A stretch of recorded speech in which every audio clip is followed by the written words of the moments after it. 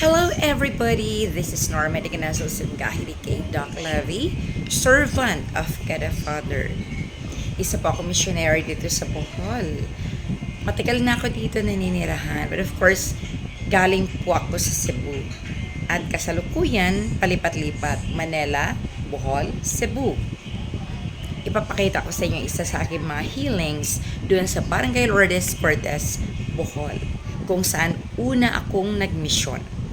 Ito na yon. Nag-business Jesus ang aming buktong manunubos. Hindi makaayo sa mga taong may pagtulog. Salamat kayo naman. Salamat sa gasa sa Panginoon. Salamat sa gasa sa gugma. Na nagtulos ang kasigasing na nilagkalis sa Diyos na mga pagkakaroon. Espiritu Santo sa Diyos. Espiritu Santo sa Diyos na lahat. Pinabanan sa panamahangin ng Santo sa langit. Sa mga beauty and our Lady of Lourdes. Sa talang mga angel ng Santos ganyan ng dinig na nagagunit sa katsatas sa kanong.